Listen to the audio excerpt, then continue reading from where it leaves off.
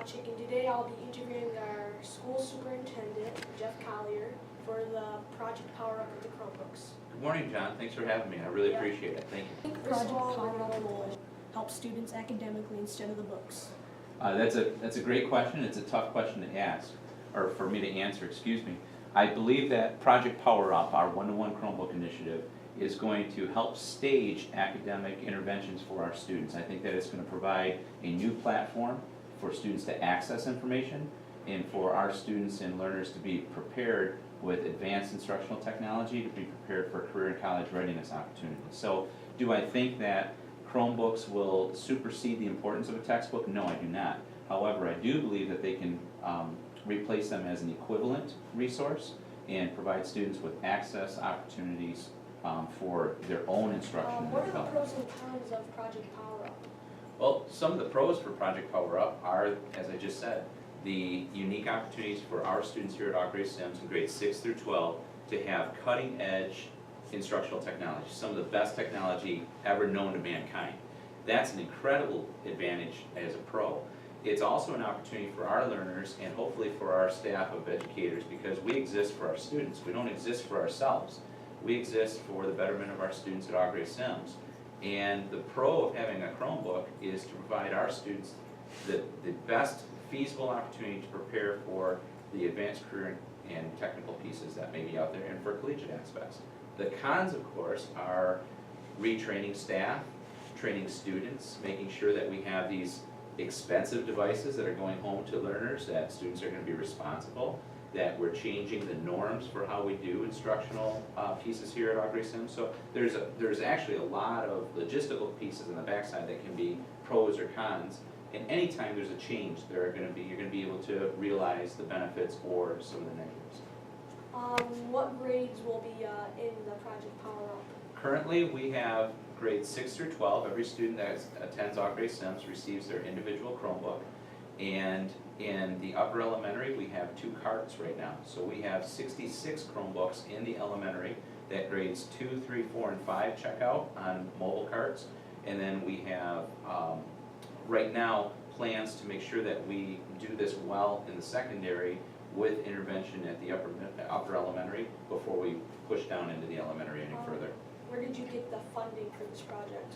Most of the funding for this project has been grant-oriented. We have a great partnership with the Saginaw Chippewa Indian tribe, and they have provided a lot of the funding here through very progressive budgeting sources that we've been able to put in place from a district level through 2% tribal funds. But these have been great gifts and great partnerships from the Saginaw Chippewa Indian tribe primarily. About how long will you have this project?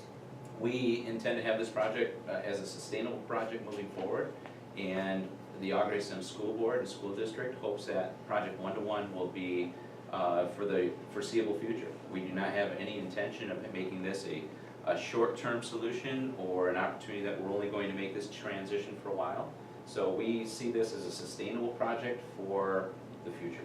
Do students keep the Chromebook throughout their school lives, or do they get new ones throughout a year or so? It's a great question. It's a great question. It's one of those perhaps cons that you asked me earlier, that our plan right now and our sustainable plan from a school board is to look at this as an opportunity for, we believe that the technology will exist in pertinence for 3 years. So we're looking at a 3-year transitional point, and where that transitional point may happen might be in 6th grade and 9th grade.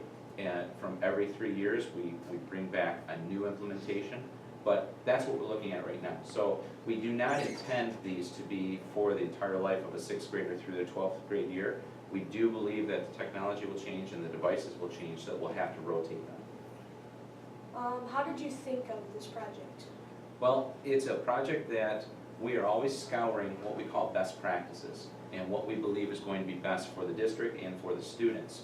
And in this particular case, the idea of one-to-one is not a unique idea. It's not my idea, it's not our team's idea. It's something that we actually had the luxury of copying from other districts that were doing this. And we've copied from some of the largest districts in the country, from Houston and Los Angeles, New York City schools, and then a lot of other rural schools. So we began with asking ourselves, what do we believe our students need, and what is going to be best for students And then we began to develop what we thought was a concept of how this could work at Aubrey Sims. How do we afford it? Is it going to be sustainable? What devices would we use?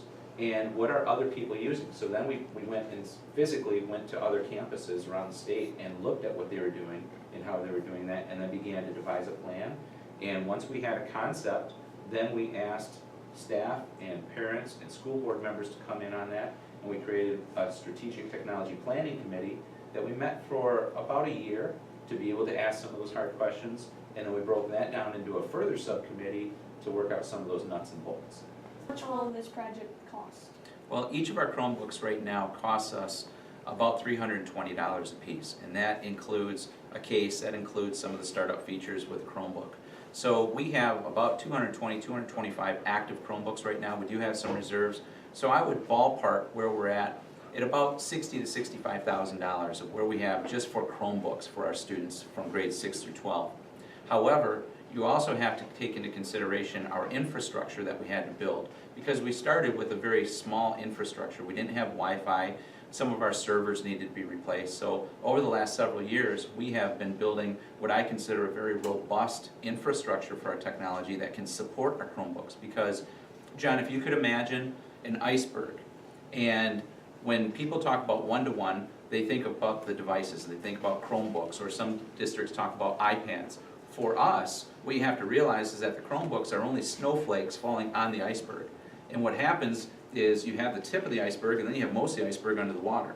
Under the water is the most important, critical piece for success. You have all of your infrastructure. So we have servers, we have our Wi-Fi hotspots, and then we have professional development on top of the water for our staff and students to be able to implement these, and then we have our devices. So all of those are also intangible costs that we had to take into factor, and I would say that we are well over the $150,000 What's the threshold company you at guys this time. usually use for this so that students don't get into trouble? We have a couple of firewalls that we have. We have a firewall that we partner with Bayer Neck ISD, and then we have another firewall that we purchase for ourselves as a singular partner with a third-party enterprise that allows us to ensure that when students do take them home, that students are being responsible, and that we can check exactly what's happening and what sites students are going to, should there be a choice of poor decisions. And the other thing that does is it also protects our learners from anybody else in the home going to sites that may be irresponsible. So it's not just a situation, John, if you take your Chromebook home and your older cousin comes home for Christmas and chooses to go on a site, it helps us identify that it wasn't you, so it protects you as well. Why did you choose a Chromebook of any other laptop? That's another great question. The Chromebook came out through the Strategic Technology Planning Committee. We actually were in a very difficult spot of what device do we use? Do we use a tablet? Do we use an iPad? Do we use laptops? Do we seek a different alternative? And Chromebooks were fairly new in the conversation because there are a lot of advantages to a Chromebook. There are some disadvantages to a Chromebook. However, the Strategic Technology Planning Committee, actually, I was able to work with the ISD, and we had several devices. We were able to bring them up over a Christmas break 2 years ago and share them amongst staff. Staff could take home different devices. We received feedback from our teaching staff about what devices might be there. We looked at the capabilities of the devices. We looked at where we thought the devices may be moving in the future. There was a lot of upside with Chromebooks. There was a lot of districts that were moving to Chromebooks. There were a lot of applications that were happening with Google and Chromebooks. And then we also looked at price point. And all those factors came into determining that Chromebook would be the best fit for our needs here at Aubrey Sims. Do you have anything else to add or say? Oh my goodness, I'm incredibly inspired as I walk into classrooms and I see everybody using the Chromebooks. I love it. I actually am very thankful for the fact that our staff and our students have been able to adopt our Chromebooks so quickly. And it's one of those pieces where, as a staff member, I don't always know exactly what the needs are of our students because there's a generational piece. So how I went to school is not how we can try to provide the educational experiences for you. So there's always the anxiety as you roll out a major program like this to see, is it going to work? Is it going to be accepted and adopted by staff? Is it going to be accepted and adopted by students? And early on, I think we're very fortunate that we piloted it last year and you were able to use them in different classrooms last year, get accustomed to them before we passed them out. I think that was a great piece. So I think that the sky's the limit for us. I think we're only gonna continue to expand our technology, and I'm very proud that the students of Augury Sims have the ability to have the top tier functional instructional technology really known to mankind right now at your disposal. Well, that is all the questions I have for this interview. Thank you, Mr. Jeff Collier, for your time to take out for this busy day and help this news story. John, it's my privilege. Thank you very much. Thanks for thinking of me, thanks for the invitation, and I love the questions. As Thank you. always, thank you for watching, and I will see you all later. Thank you.